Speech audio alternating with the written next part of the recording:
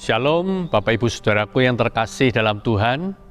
Mari kita lanjutkan renungan kita dari 1 Korintus 13 ayat yang ke-5.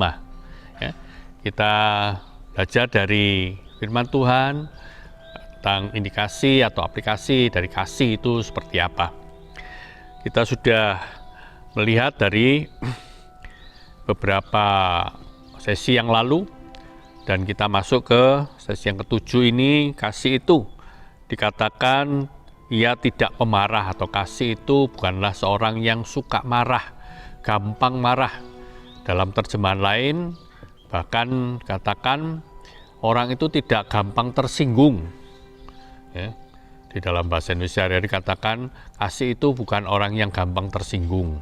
Dan juga dalam bahasa Inggris katakan bukan orang yang mudah terprovokasi, ya, terpengaruh oleh hal-hal yang negatif. Nah, Bapak Ibu Saudaraku yang terkasih dalam Tuhan, mari kita belajar untuk memiliki satu hati yang selalu percaya kepada Tuhan, diisi dengan kebenaran, sehingga kita tidak mudah terombang-ambing oleh berbagai macam situasi, berita, apalagi sekarang ini banyak berita-berita yang salah, berita hoaks, sehingga banyak orang terpancing emosinya, terpancing untuk melakukan tindakan-tindakan yang kasar, yang brutal, yang jahat. Ya. Nah, orang tersinggung kenapa? Seringkali karena mereka itu merasa diri mereka jauh lebih baik dari orang lain, atau merasa diri mereka jauh lebih pandai dari orang lain, sehingga mereka kalau tidak mendapatkan sesuatu yang mereka inginkan atau tidak lebih dari orang lain, mereka menjadi marah. Ya. Nah, ini seringkali terjadi, apalagi dalam Alkitab banyak sekali contoh-contohnya. Yang pertama kita lihat kejadian antara Raja Saul dan Daud. Ya. Dia tersinggung dan marah kepada Daud karena Daud disanjung-sanjung lebih daripada dirinya setelah dia mengalahkan Goliat. Nah, untuk hal ini di minggu depan dalam persekutuan doa saya akan jelaskan jauh lebih panjang lebar nanti akan kisah ini dan pelajaran-pelajaran yang begitu banyak yang bisa kita dapatkan.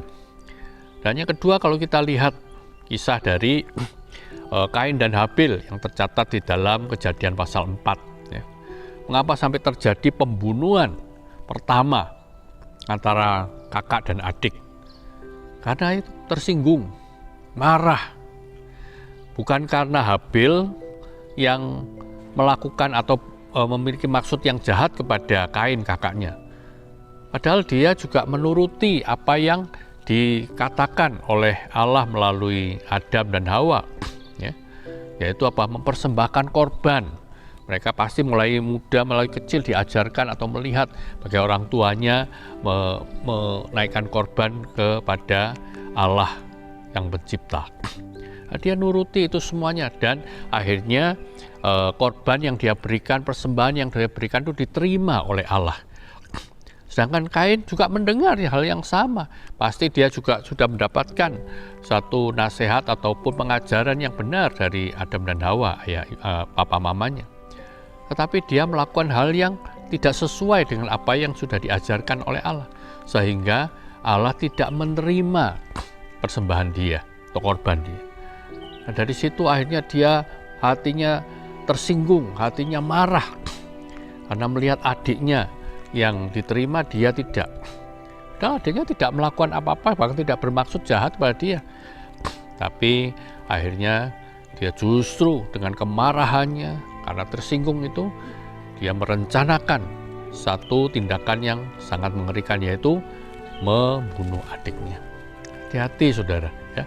Nah, itu kenapa Tuhan mengajarkan kasih ini, supaya kita tidak menjadi seorang pemarah, orang suka marah, ya, gampang tersinggung.